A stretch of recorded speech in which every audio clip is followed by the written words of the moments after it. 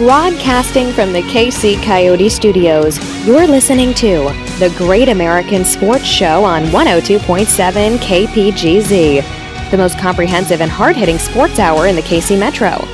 And now, here are your hosts, the Outsiders, Clint Schweitzer and Noah Groniger. Welcome and thank you for joining us here on the Great American Sports Show. Clint Schweitzer alongside Noah Groniger coming at you with another hour of action-packed sports excitement today, Noah. Two big guests once again coming at you. We're going to be talking with former pro wrestling legend Sting, his son Stephen Borden, who played college football at Kentucky, went to minicamp with the Kansas City Chiefs. Going to talk to him about growing up as the life of a pro wrestling legend's son and all the things he's up to now, my friend. Absolutely. I mean, he's working with BAM Media now, a company that he's co-founded with his friend, and we've got to get into his time at Kentucky, his tryout with the NFL, and just growing up as the son of Sting. What were some of the people's thoughts growing up around him, figuring out that, wow, your dad is Sting, the legendary wrestler? Who, and by the way, Sting was just here at Planet Comic-Con over last weekend. Hope some of you guys got to go out and meet him. One of my favorite wrestlers of all time. It's going to be great to catch up with Steven, his son, who, a lot of people don't realize played college football in the SEC at Kentucky, and went to minicamp with the Chiefs in 2015. Pro, football career didn't really work out, so now he's back in Southern California working on stuff. It's going to be great to talk to him just about, his thoughts on Sting finally joining the WWE back in 2014, and just kind of what that means to the family, what it means to Steven. And don't forget, in our second interview, we're going to be talking with Chris Herren, inspirational speaker, former NBA player, former drug addict, who is now sharing his story. You've probably seen the ESPN 30 for 30 film Unguarded, which is breathtaking. It is jaw-dropping. And Chris Herren, who is, was a star high school athlete out of Boston, who went on to play at Boston College and at Fresno State, and then on to the NBA for his hometown team, the Boston Celtics. But it was derailed by his severe drug addiction, and now he's going to talk about bouncing back, what the game means to him today, and really how he made this happen and how he's sharing his story with the masses.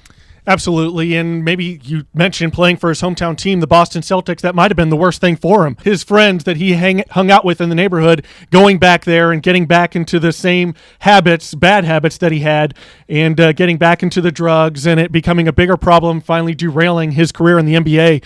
And if you've known anyone that's used drugs, I mean, it is just crippling, not to just them, but to everyone around them. The lying, the manipulation that goes into it.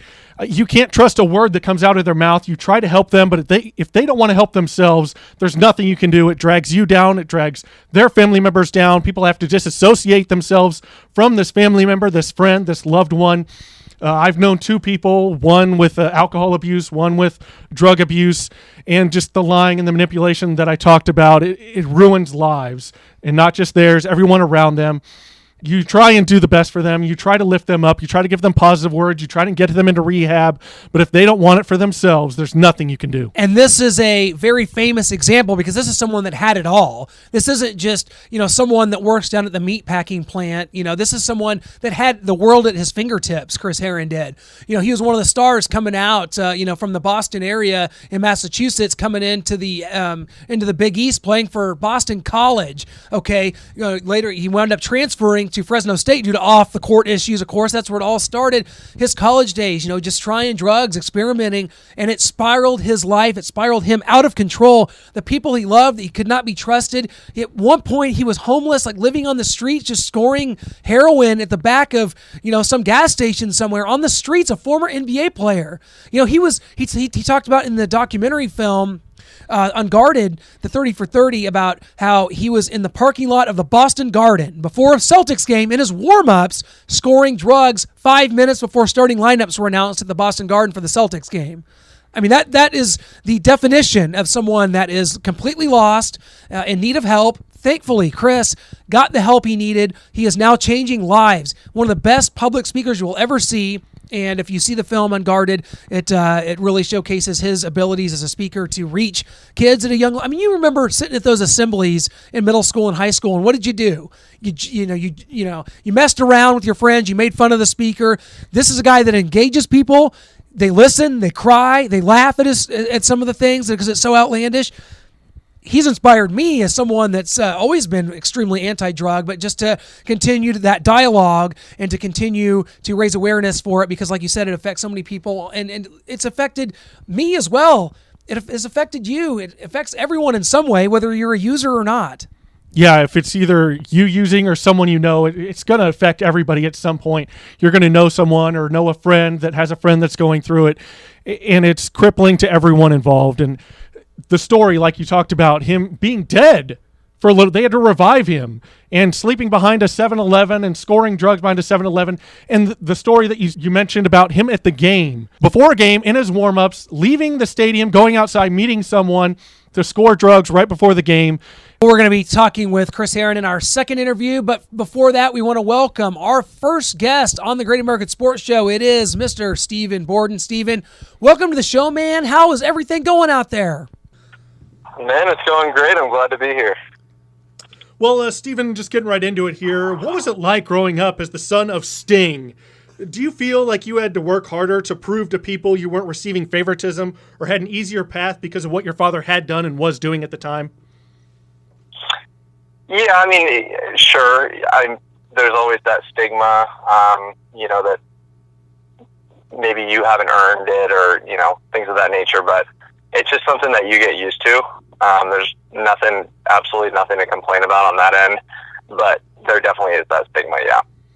Well, what were some of the varying reactions you got growing up, maybe from teachers, peers, other parents, when they learned that your dad was not only a professional wrestler, but one of the most popular wrestlers in the business?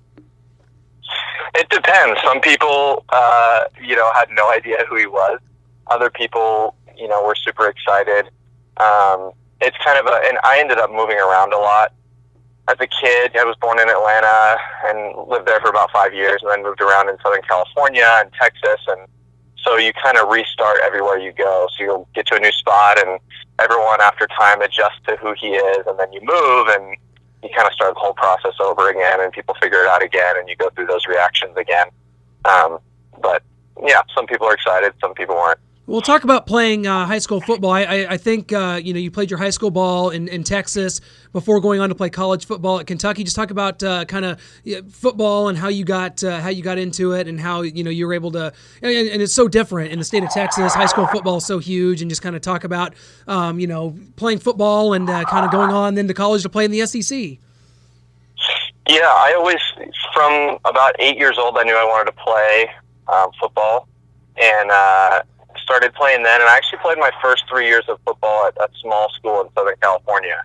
It was 8-man football, which probably no one listening has even has ever heard of. But I moved right before my senior year started, and that's when I played football in Texas. And that was it was exciting for me. It was obviously a culture shock, just because it's going from a small school in California to Friday Night Lights and the whole spiel. Loved it. Loved the competitive nature of the game, and how serious they take football in Texas. And ended up it kind of taking a weird route to get to D1. I went to 2 different colleges before I ended up landing at Kentucky. Well, yeah, in 2013 to 2014, you played tight end for Mark Stoops at Kentucky, and I if I'm correct, I believe your dad Steve grew up in Nebraska and was a Nebraska fan. So how did that go over with Pops there as a big Red fan, man? Yeah, that was, he was born in Nebraska. I think he's a California kid. He always was, so that wasn't really a conversation. But yeah, we had some boys that came over from Nebraska. I don't know if you know Braylon Hurd and tight end Greg Hart. Some of those guys ended up coming over from Nebraska just because of the Kentucky connections over there. Well, while you were at Kentucky, what did you hear about possibly your NFL prospects and moving forward? In 2015, you go to Chiefs minicamp, have a tryout with the Chiefs. Can you just tell us also about that experience you had in Kansas City, the organization, the coaches, especially tight ends coach at the time, Tom Melvin, and the tight end group of Travis Kelce, Demetrius Harris, and James O'Shaughnessy? Yeah, it was a good experience. I was actually in the Jets minicamp the week before, and then came in with the Chiefs that next week, and it was a really good experience. Some of the veterans were around. Travis came around a little bit. Good dude. Tight end coach, obviously my experience there was pretty limited. Rookie minicamp is not very long. But I had an overall good experience there, and that's not a PR statement. That's a real statement I did. I enjoyed, the coaching and, being around some of the guys, and it was a good place to be. Well, Stephen, was there ever a time, I know you mentioned how you've wanted to play football, you knew it since you were 8 years old, but was there ever a time you thought that you might give pro wrestling a try? There was a little inkling in you that said, I might want to give this a try. Ever since I was a kid, really, my dad had kind of steered me away from it, and I didn't put up a fight with that. I've always kind of wanted to do my own thing.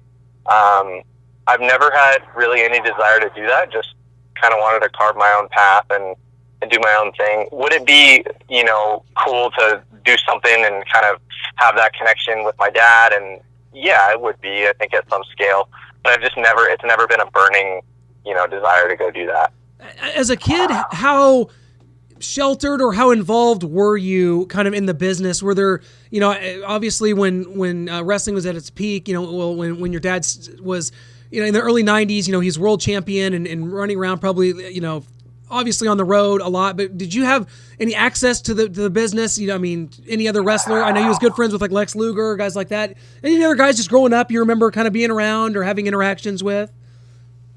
Yeah, absolutely. We were on the road a good deal. My brother and I, my sister came along. She's younger than we are, so she kind of came along after that era. But my brother and I grew up kind of in the locker room with some of the guys, Goldberg, and that was kind of life.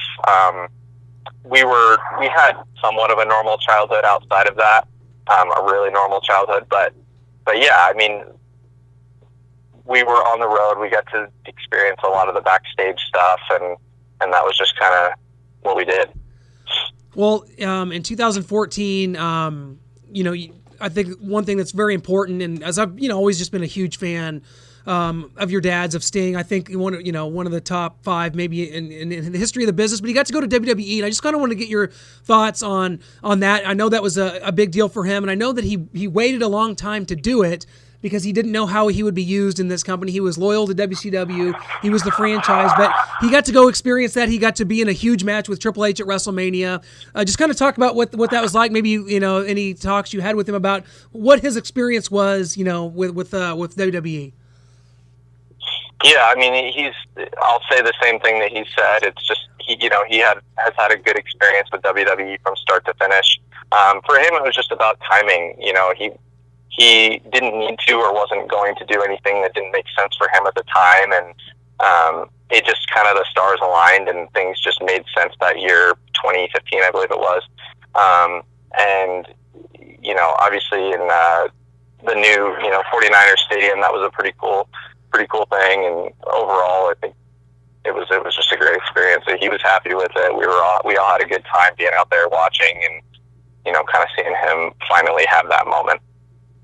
Well, Stephen, can you tell us kind of what you're up to today? You're with BAM Media. Tell us about your involvement with that and just kind of how life is for you today. It's going really well. I just moved. Finally, I've been kind of all over. I moved to Texas my senior year, and since then I've been away from California. I was in Kentucky and then back in Austin, Texas, and now, as of 2 months ago, I'm back in California, and so it's really good to be back, in the home state and the ocean and, mountains and all of that. But yeah, I'm with my co-founder, we co-founded a digital marketing creative agency. And so we're in the very early stages right now, just starting to get, the first bit of momentum going, but things are going really well. Well, obviously playing football in the SEC, being a part of this conference, what can you say? Kentucky really since then has kind of found its path a little bit as a program, and you guys laid the foundation for that, certainly. When you look at today, they've been, I think, to a few straight bowl games and really building a lot of momentum. Is it you still stay connected with the program, or is it kind of like, you played there and it's passed? What are your thoughts on Kentucky football now? Yeah, I'm still connected. It's, especially when you have guys that you played with that are still there. I think this will be one of the last coming seasons where some of the dudes that I played with are still there, and they'll come out, and hopefully some of these guys, G and them, will have a shot at the draft this year. But Yeah, I'm excited for him. We knew there's big expectation with Kentucky, and there was big expectation when Stoops took over. But they've made some strides, and I know Coach Ed and the strength coach and all that. They're working, and that's kind of where I've been around the most, is kind of the strength and conditioning. Just because when I lived in Kentucky, I trained there, and even after I was done, and so they're working, and I'm excited to see what they do this season. Well, do you miss football? I mean, that's probably a dumb question, because when you play at a level like you did, and then you go to some of these rookie mini camps and stuff like that. Obviously, it's in your blood. It's such a passion for you. I mean, what's kind of your connection to the game now? Is it something you kind of miss? And what is just your thoughts on not quite getting to where you wanted to go, obviously in the NFL, but just kind of in the future. Obviously, there's a lot of other options as far as playing goes, but obviously you were kind of led in another path. Yeah, I miss the game, obviously. I mean, it's mainly, for me, it's more about the actual grind of the game. That's really what I miss the most, like the off-season training, which is funny because most people, that's their least favorite part. But for me, I miss that, and I always thought when I was done with football, I would just lift like a bodybuilder and go do curls all day. But it's funny, now that I'm done, I train harder than I did when I was there, just because I missed that atmosphere and all of that. So I'll always be affiliated with the game. I'll always love the game. But I'm obviously moving in a different direction. Well, Steven, I tell you what, we can't thank you enough for joining us, and can't wish you more luck, man, out there. And I just huge fan, huge Southern California person myself. Of course, we're buried here in the Midwest, so I only get to get out there a few times a year. So, man, we're really pulling for you. And, we got to see you play one time here when you guys played at University of Missouri. So I did get to see you play in college one time, which is really cool. And, just a huge fan, and we hope things go well in the future, man. Let's stay in touch for sure. That's awesome, man. I appreciate you guys having me, and you guys, good luck with the show as well in the future. You bet. Thanks a lot. Take care. Awesome. You guys have a good one.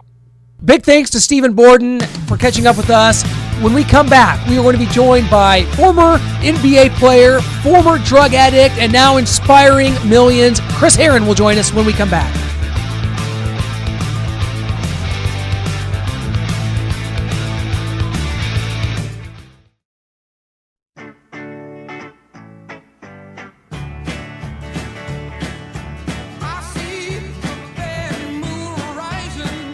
Welcome back to the Great American Sports Show here on 102.7 FM, and we are currently being joined by former NBA player and subject of ESPN 30 for 30's Unguarded, Chris Herren. Chris, you're doing so many great things out there right now, inspiring kids through your assemblies, but in doing that, you have to relive the story over and over again. What is that like for you, having to relive those moments? That it's not all about me, and as a public speaker, when you're given the responsibility to present, especially in front of kids, you want to empower them and inspire them to walk out thinking about the path they want to choose.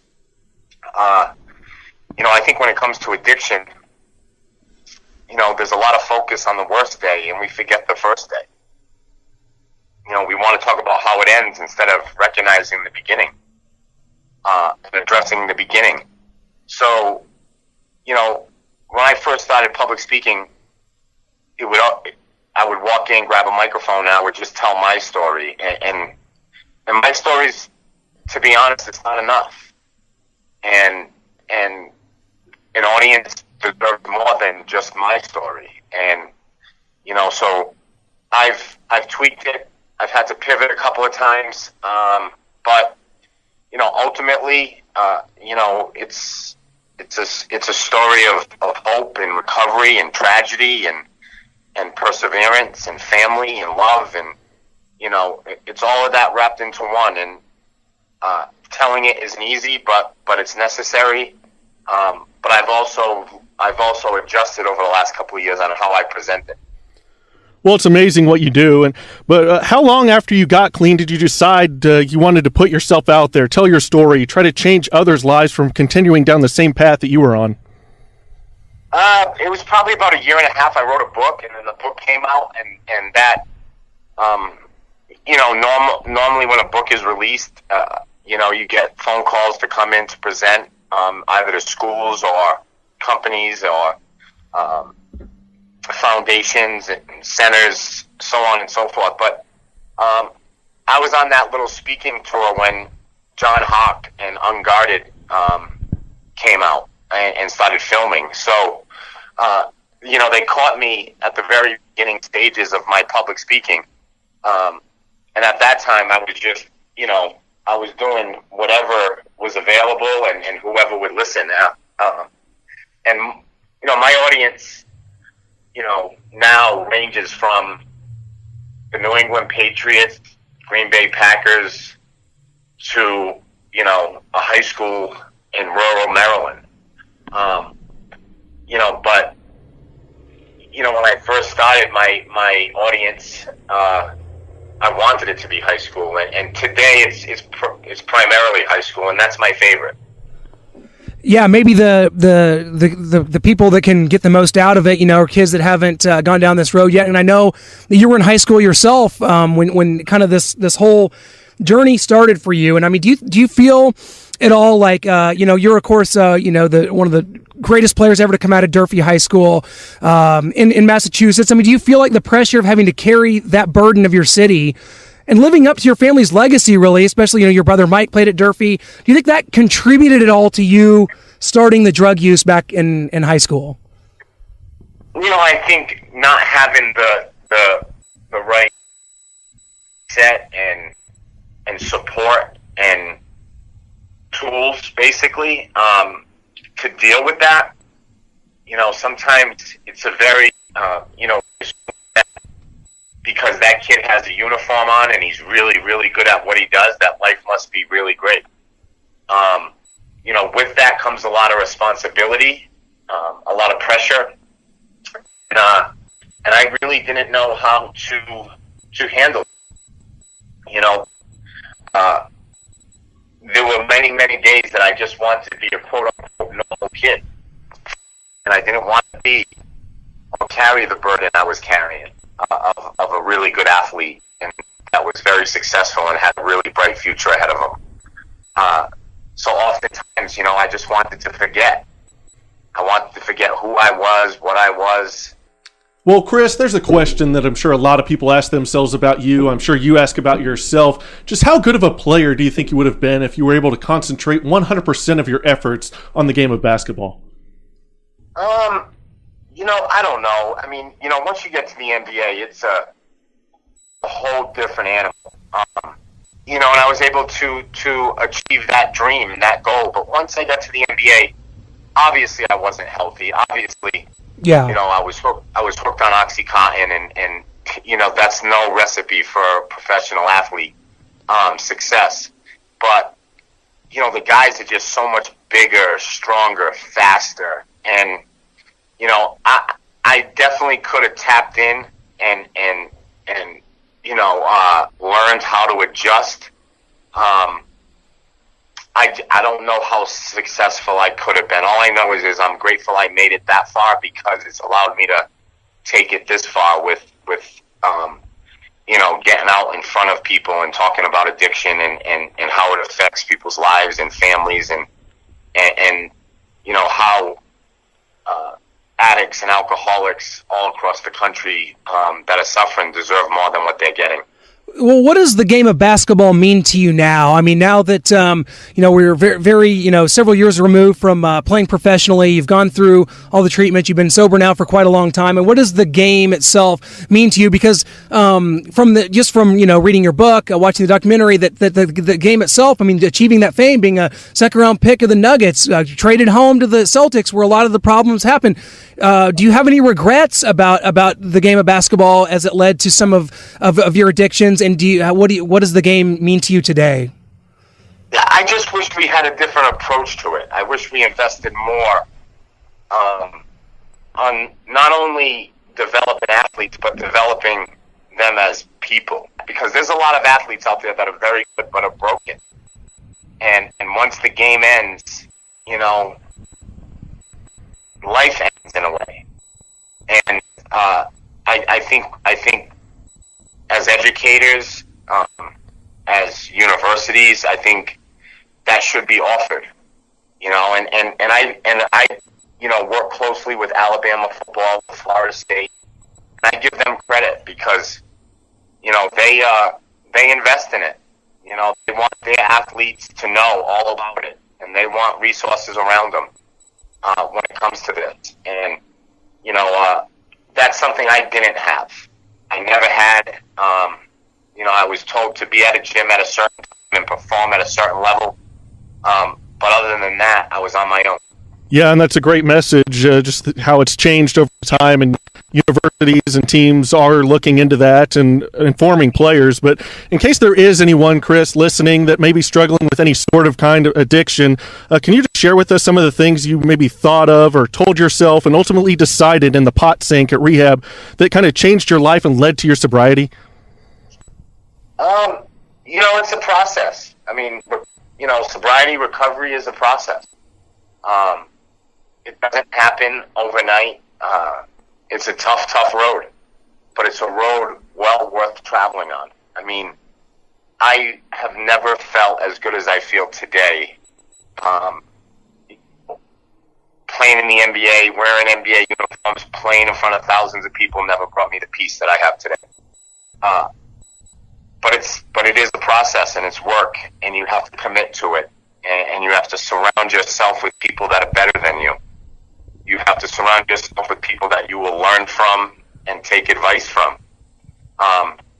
And if you do that and you immerse yourself in the recovery process, it is an unbelievable way to live, and it's a way to live that the way I'm living, I'm truly blessed for. It's unbelievable, and if you haven't seen the documentary, the ESPN 30 for 30 Unguarded, there was several parts that touched me. I mean, this is one of the more touching stories I've ever seen, Chris. And I always just felt kind of connected to you in a way since I saw this several years ago, and to be able to have you on now is such a huge pleasure. And just because your message, everything you do, everything you talk about, it's so incredibly candid, and I find that that it's hard for me just as an everyday person to tell the truth about everything and to go through life, without, skating by, trying to make yourself look better. I mean, that you are so candid, and you could tell in the faces of the people that you're talking to. It touches them. You see people, in prisons with neck tattoos and face tattoos, breaking down crying. You see the way they embrace you after you talk to them. That has to be so gratifying for you, though, after all these years, to be able to do that and see the looks on their faces and to be able to grant them a bit of hope. Man, that's just got to be incredible. It is. I mean, but the reality is we're on the same team. We felt the same pain. We understand one another's struggle, despair, hopelessness. We've been there, done that. So whether you have 8 years sober or 8 days, we've traveled along the same road, and that's a bond that people in recovery, people who are struggling with addiction, share with one another. There's no judgment. I think, transparency inspires people. I think, if you can tell the truth and tell how you really overcame your mistakes, I think it inspires people to work through theirs. And I learned that from people when I was early on in my recovery, that there's a lot of strength in struggle, because you have to be strong to stay in it, and I fought for many years. I was surviving, and and that I finally was given a gift, and that was to be sober, and I'm holding on to it for dear life. Well, Chris, I can tell you this: we're all better having been blessed with hearing your story, blessed with the fact that you are here sharing this message, and just what a great story it was, and what a wonderfully talented player you were. That and I think that's always, when you look at it, it's tragic when any person experiences any sort of addiction problems, but when you see someone that's so wildly talented and that goes through this, it's even harder because you know what they can do, you know the things they can do, and you were able to achieve that, and thank goodness for that. Thank goodness you are where you're at in life. You seem like you got a wonderful family. You guys are doing great, I assume. Everything's going well, and life's good, as it seems like to me, man. That's a great thing. Yeah, no, it's a beautiful thing. And you know, I often say the greatest gift that I've ever been given is that for the last 8.5 years, I've been the same father. Yes. My kids know who's coming home. You know, yeah. I'm not angry. I'm not drunk. I don't have a buzz on. I'm not high. I'm not sick. They know who's walking through the door. And that's the only amends. That's the only sorry anyone in my family ever needed. And I've been blessed for 8.5 years to be that same father that they deserve. So, you know, I've watched my family get sober, and that was a miracle. And when I say sober, I just say, you know, we all get sober together. Mm-hmm. Yeah. You know, we all recover together because, you know, my illness was theirs. Oh yeah. You know, they suffered from it just as I suffered from it. So when I got sober, we all got sober, and that's the beauty of it. That's awesome. Yeah, Chris, I'll tell you what, man, you've been so generous with your time. We can't thank you enough. Your story's been inspiring to both of us. I know so many people, anyone that I tell to check out the documentary, check out the book, always comes to me in tears, wanting to talk immediately about it, talk about you, talk about the player you were, talk about the person you are now. That's what's important moving forward, man. It's always one day at a time. You are such an inspiration to all of us, and we can't thank you enough for joining us, man. You're welcome. And we cannot thank Chris Herren enough for being on the show today. Inspiring story all the way through, from the rise to the top to the fall. And now he's found another dream, another passion in his life, which is inspiring kids through his amazing story. Yeah, and if you want more information on what he's doing, be sure to visit theherrenproject.com. That's going to show you how you can get involved in helping with drug prevention and helping educate young kids to help, you know, facilitate some of these, you know, situations where Chris is able to travel the world, travel the U.S. and share this story. And I'm telling you, it is helping so many people. You watch the faces when Chris is talking and just the engagement, the tears, because it's really hard to think about a story like his and not just be really sad for what he went through and what he put people through, and just the fact that he was such a talented and wonderful player that could just never put his life in a position where he could put the drugs on the side and it could go full steam towards his dream of being a pro basketball player. And that's the sad part about it. But the redeeming part about it is what he's doing now. And if you've seen the film Unguarded, which it's one of my favorite 30 for 30s, I highly recommend that. And that gives you just even more glimpse into Chris as a person and what he's like today as a husband, as a father. He's definitely winning on this side of things, and he's emerged, relatively unscathed from this whole disaster. He's still married. He has wonderful kids. He talks about how his wife was basically offered him an ultimatum. You're in or out. And thank goodness that Chris was able to save himself, and now saving so many. It's an inspirational story. And next time we got to just get into more basketball with Chris. I know he was such a good player. Such a good player, man. He was, but I got to go back to the story that he told before we get into his basketball career and basketball in general. The story about how after the assembly, two kids walk up to him and they say that in our backpacks we have we're going to commit suicide. We've got letters written out, and due to your speech, due to your moving story and what you've been through, you've inspired us to stay alive, and we're going to turn ourselves in, and we're going to go about this the right way thanks to you.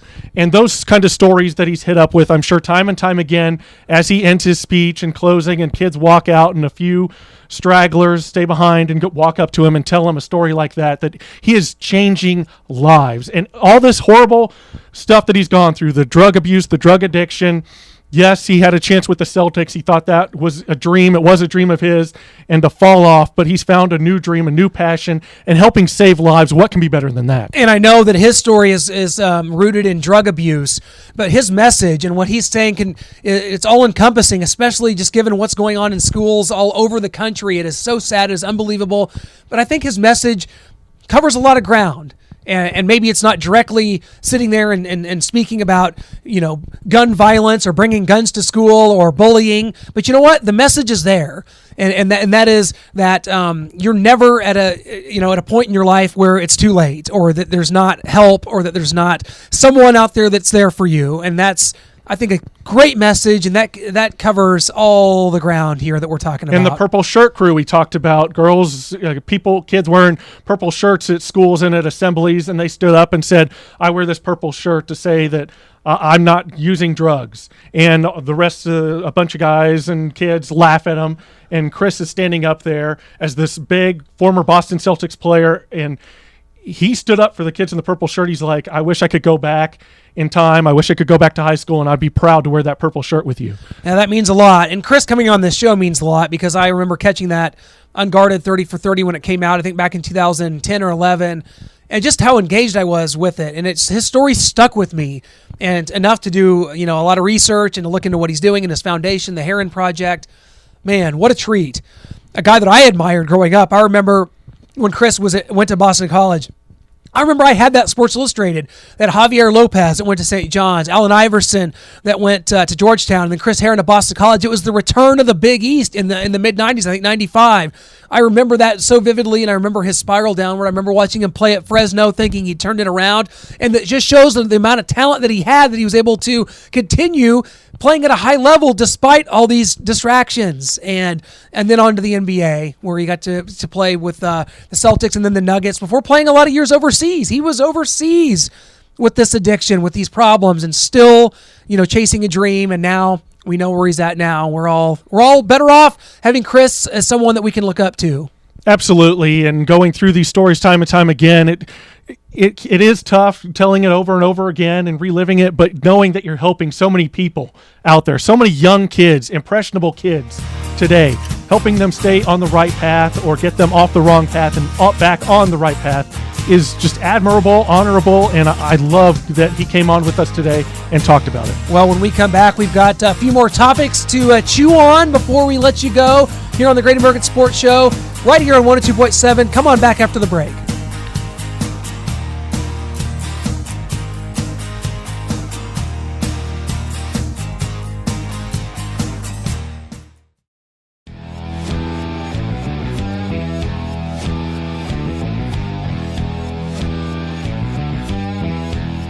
Noah, as we come back here, I'm wondering in my mind, how many doctors are there in the NFL? I mean players.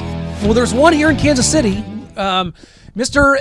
Dr. Tardif. Laurent Duvernay-Tardif? Is that who you're talking about here? That was well pronounced. Yeah, I've been practicing my Canadian. Well, he is a doctor. He is now petitioning to have an MD patch put on his jersey. I don't know that there's obviously no real precedent for this. But what are your thoughts on this? Is this something that, because of this accomplishment, you think it should happen? But what if another player, is an NRA member and they want to put an NRA patch? Or a reverend or something. Yeah, a reverend. That was a better example than my NRA patch. I don't know. First thing I thought of, Well, this has kind of been done before in a way. You had nicknames in the XFL. He hate me. This isn't quite that far. This is a doctor. He's gone through the schooling. He takes his test in May. If he passes the test in May, then he's going to apply for this and the MD patch. I think they allow it, and I think you keep it to, if you've gone through this much schooling and you pass and you are an official doctor, let Laurent Duvernay-Tardif put the MD on there. You're going to have to make the font a little bit smaller. He's got that hyphenated last name there, Duvernay-Tardif, MD. So you're going to have to lower the font a little bit, but that you've got guys out there like J.J. Watt, who raised all that money, $37 million, I believe it was, for the hurricane relief down in Houston, and they gave him a doctorate for that. You didn't go to school for that. You didn't go through all the schooling. There's got to be another way of recognizing that amazing financial feat that he was able to maybe dollar signs or something. Or well, what would be on your jersey if you could put something on there? Is there anything? 102.7 FM, KPGZ, after my last name. Well, then we better start petitioning, because, maybe this opens up a can of worms. That was my point, is that, you could put an MD patch. I don't think so. I think you shut down anyone who hasn't gone to lots of schooling. If I don't know about a lawyer wants to put that. I guess Steve Young could have done that back in his days, but I don't know what you do there. Yeah, and this brings it up because you think about CPR certified. You think about like soccer uniforms. A lot of advertisements. The NBA is kind of starting to implement that in. Do you ever see that coming to the NFL? Because I don't think so. I don't think the NFL needs to do that. I don't think they're hurting that they need to this gimmick and these sponsorships all over jerseys everywhere. I don't think they really need to do that. They're the top dog, and they're doing just fine. Yeah, they've slipped off a little bit. I think that has to do a little bit with the kneeling. We don't want to really get into that. That's a story for another day that you won't hear on this show. But other ones you can tune into. You can if you listen to our podcast interview with Joe Theismann that took place this past September. Well, that's true. GASNsports.com. You can find that and check out our thoughts on that and his. Yeah. Noah, are you watching a lot of the Winter Olympics? Because I am glued to my television watching men's slalom. I'm watching figure skating, and I am glued to every red second of this thing going on in South Korea. I can't believe this country. Can we just? I'm sorry. Like, I remember one before was in like Sochi.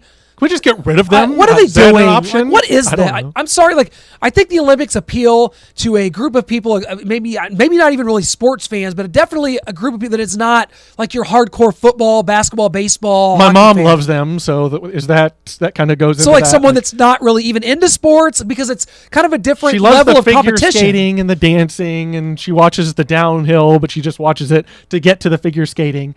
So what is the I Olympics? saw a Jamaican bobsled team. They did really awful. So Cool Runnings was not.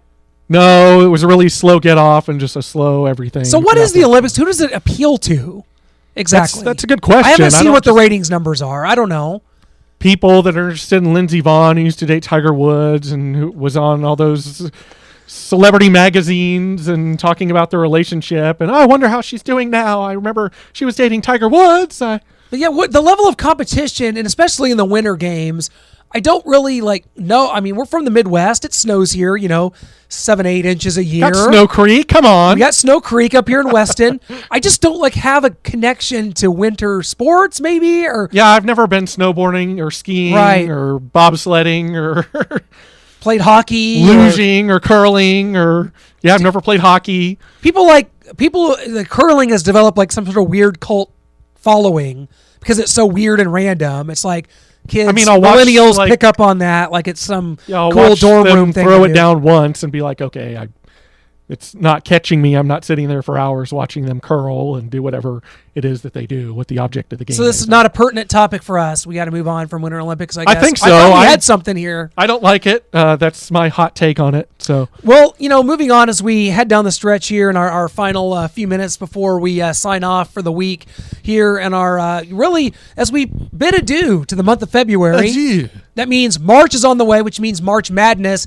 And I tell you what, we talked last week about the fact that things are as wide open as they could possibly be. You look at our area teams. As we predicted, the Kansas Jayhawks are going to win the Big 12. They have a game against Texas Tech today, which I'm going to go ahead and take the Jayhawks in. And let's see, the free throw discrepancy in this game is going to be, I'm just going to throw out a number, 48-3, maybe for Kansas in favor of the Jayhawks.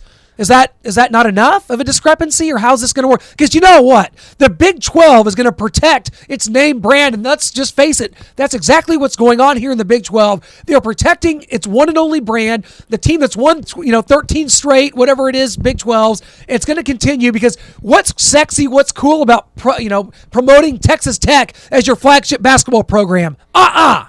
Absolutely. I mean, what happened against West Virginia with Kansas was an abomination. Criminal. Bob Huggins gets thrown out of the game because he's 35-2 free throws.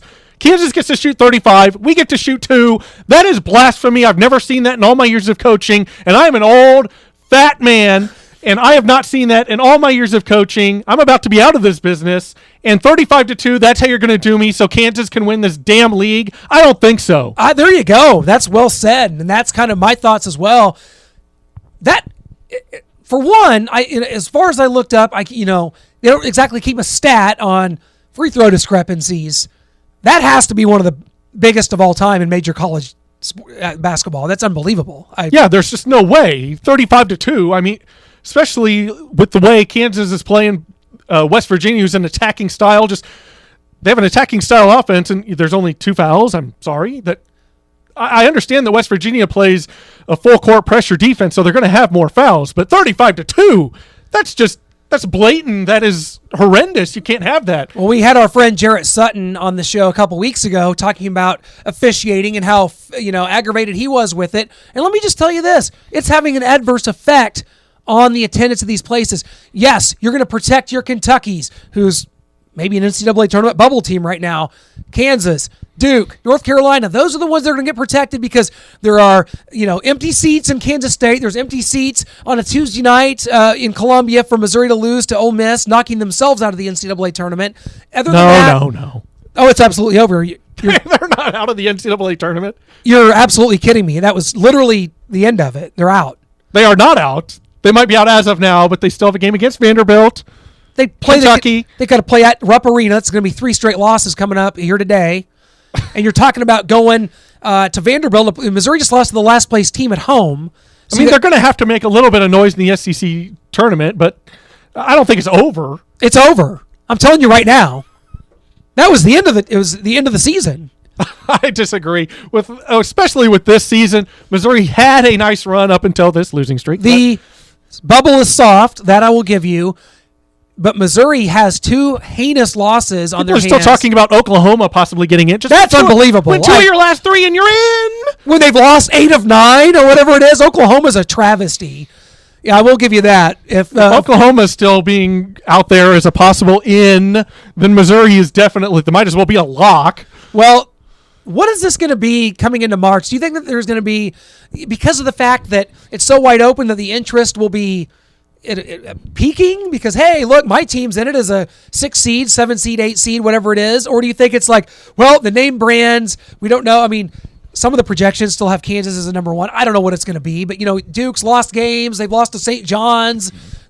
What's the interest going to be like for this tournament? Or is it always? I think the interest is going to be waning a little bit. Yeah, it is March Madness. People love the tournament, filling out their brackets, following their brackets. But if you don't have that big monster that you can root against going down, the Kentuckys, the Dukes, and if they go down, like, okay, I expected that. They're not a great basketball team this year, especially Kentucky, but. You've got Gonzaga, thought they would fall off the map and just be awful, and they're the 6th team in the country right now ahead of Kansas. But I'm just like, really? Like, they're right there with Villanova and Xavier's, like the number 4 team in the country. Like, there's just a lot of blah at the top all the way through this thing. Like, at the top, you're thinking, oh, here's the strong teams. You're Michigan State. Like, Michigan State can get beat on any given night. Like, they have their nights where they're cold shooting, and that happens more often than not for them. So you can see Michigan State fall at any time. There's no real strong team out there. So I think the interest is going to be waning by those casual fans. That's the fans you got to catch, you got to latch onto. And without that big team that they can watch go down, I think the interest is going to be waning. What about the threat of the FBI, which is basically, hey, you're a Hall of Fame coach. You're a number 1 seed. You're a national championship winning coach, a Hall of Famer. Look out, because we're coming, and it could happen before the tournament. Talk about interest. Wow. Intrigue. What if this drops and you got, coaches on the hot seat here and maybe some firings, retirements, off to the NBA's in the middle of a Bill March Self run. isn't in the March Madness. He's been stricken away. He's answering questions underneath a hot lamp in an FBI offices somewhere. Well, that's what the FBI's really built to this. And do you see this coming to fruition? Do you really think that their threats are viable, that this is going to come down and you're going to look at this and say, oh my gosh, March 3rd, 2018, that's when the hammer dropped, and that's when we found out about all the improprieties from all the big programs? I don't know if it's going to happen that quickly, right before March Madness, right before the tournament. I don't know if they're just going to wait till after that, or what the case is, when they're going to drop this bomb they say they have of all this documented stuff for years that they've been investigating, if they're going to be able to drop that immediately on everyone all at once. So it's going to be interesting. But the one team that they have dropped it on is Louisville. And what do you think of that? Like, taking away wins, taking away a national championship, does that really do anything? Yeah, they have to pay a little bit of fine. Don't you think with the strippers and the whole sex thing with the players, and now the paying of the players $100,000 and taking away, don't you think if this is not a death penalty, what is? Maybe we've just seen the tip of the iceberg. I don't know what is going to happen. I don't know what other programs are going to be fingered. I don't know if there's anything worse out there. We saw North Carolina get away with academic fraud. So I don't know what the FBI has. I don't know who they have flipped. I don't know who's talked, who hasn't. We're going to maybe find out. I'll talk. I got some information on North Carolina. Definitely. No, well, we all did, and they slipped under the radar. I do think that taking away titles is very.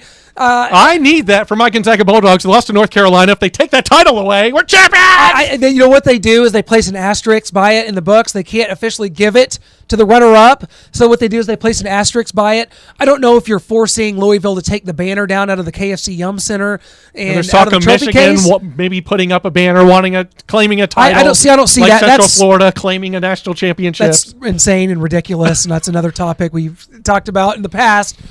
No, I don't think that. I think that the scholarship limitations, the stigma that's put on the program, I think that is going to be more damaging going forward than some mythical loss of a national title that they fairly won. More damaging, yes, but I think they'll easily be able to bounce back from it. With Scott Padgett as their coach, he's our age. Well, maybe not Scott Padgett, but in a few that's years, their coach. He's just going to get them through this time when they don't have the scholarships and have the ban and for making the tournament. I think they're going to have that, and he'll be there through that. But after that, with their history and tradition at Louisville, they're going to be able to build back up pretty quickly. I think this has got to be a death penalty case for Louisville. They've got to go away for at least 2 years and have that stigma against the program, and that's going to be a big penalty and tougher to come back from, and a real case for them to say, okay, we cannot let this happen again. We just got the freaking death penalty. We're gone for several years.